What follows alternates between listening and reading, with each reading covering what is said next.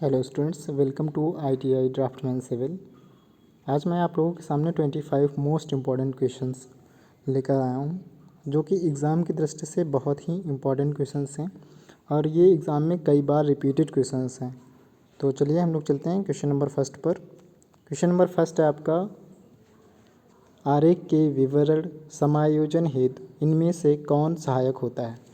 तो इसको हम लोग समझ लेते हैं कि अगर हमें आरेख का विवरण देना है तो इसके लिए कौन कौन से जो इम्पोर्टेंट हैं बिंदु वो कौन कौन से हैं। मापनी, तो बिल्कुल सही।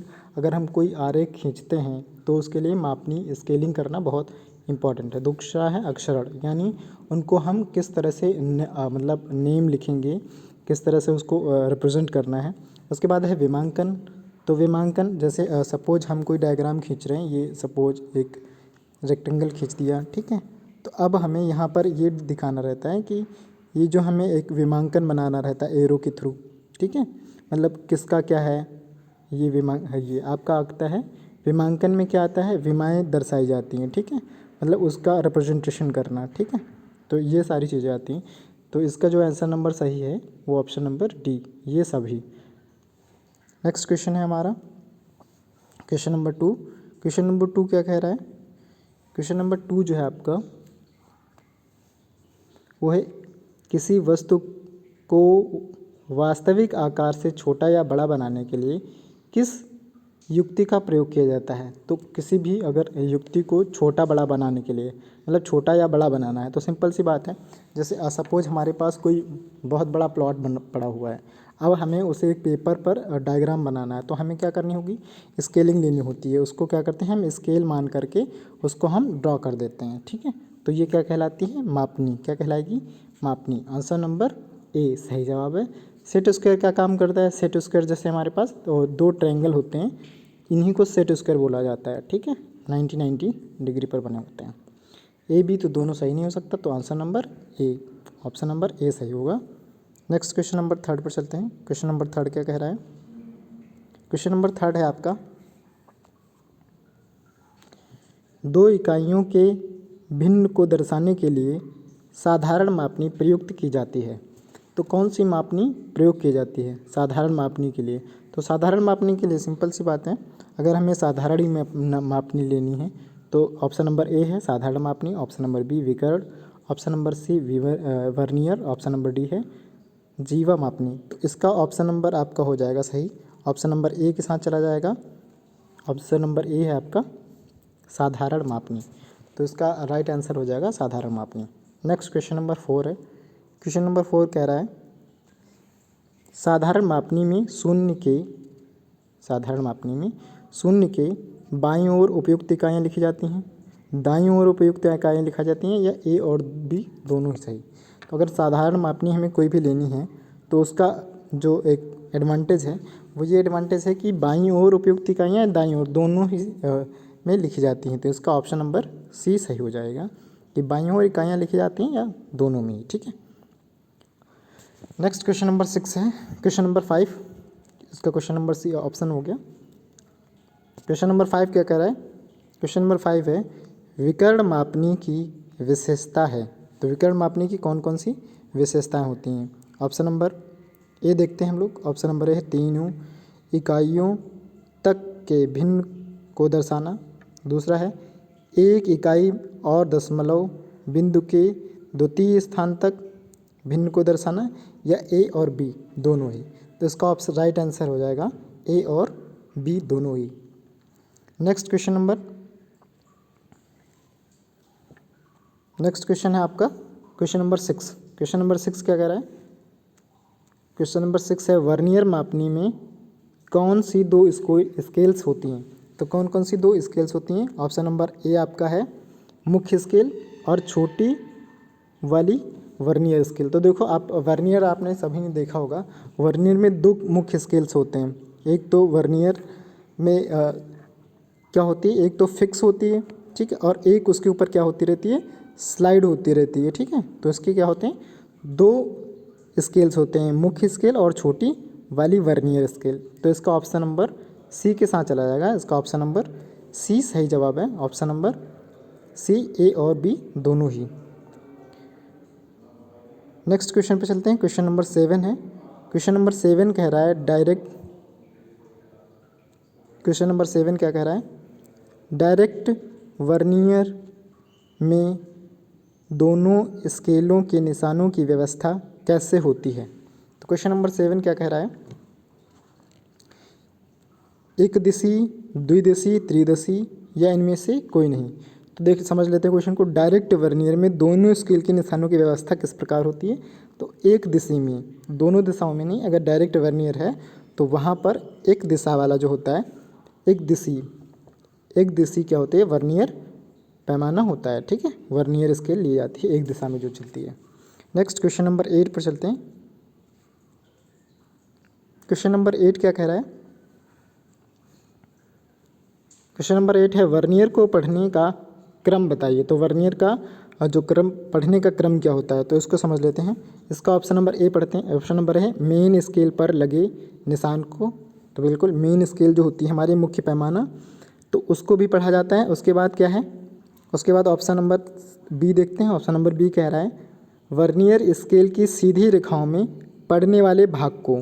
तो वर्नियर का जो मुख्य स्केल होता है, आप वर्नियर स्केल की जो सीधी रेखाओं में पढ़ते हैं उसको भी पढ़ा जाता है।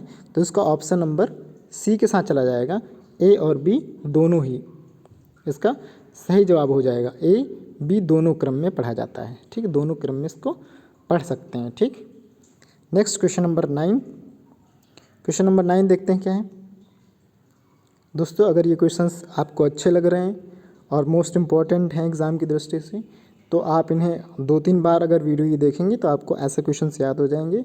और ये एग्ज़ाम की दृष्टि में आप ITI कर रहे हैं तो ITI में, इसके अलावा अगर आप CTI करना चाह रहे हैं वो उसकी दृष्टि से भी ये मोस्ट इम्पॉर्टेंट क्वेश्चंस हैं। कई बार ये आपके CTI का जो एंट्रेंस एग्ज़ाम होता है उसमें भी पूछे जाते हैं। और ये अपने दोस्तों के ग्रुप में शेयर करें ताकि उनकी भी हेल्प हो सके। तो नेक्स्ट क्वेश्चन नंबर 9 है। क्वेश्चन नंबर 9 देखते हैं हम लोग क्या है। क्वेश्चन नंबर 9 कह रहा है जीवा मापनी का प्रयोग मुख्यतः किसके लिए किया जाता है।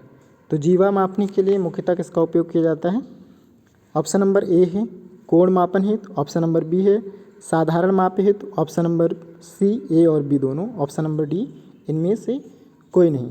तो क्वेश्चन नंबर 9 का सही जवाब है कोण मापन हेतु। जीवा में क्या होता है, जीवा मापनी का प्रयोग मुख्यतः किसके मापन में किया जाता है, कोण मापने में। जैसे हमारे पास ये बना हुआ, ठीक है।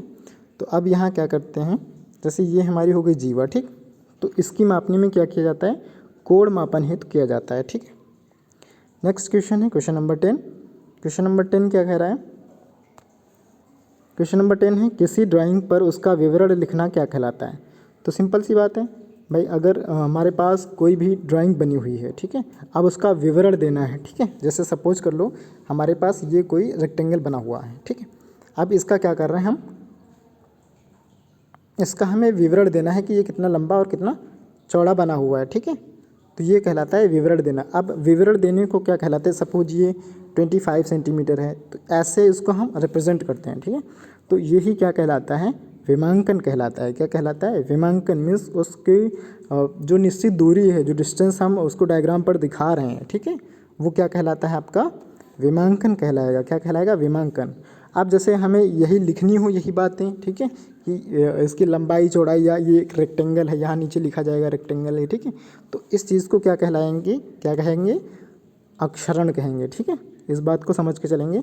तो ड्राइंग में जिसका विवरण दिया जाता है वो क्या कहलाता है, आपका अक्षरण नहीं कहलाता है। क्या कहलाता है फिर, विमांकन कहलाता है। अक्षरण क्या होता है, उस डायग्राम का नाम लिखना, नामांकन करना, अक्षरण कहलाता है, ठीक है।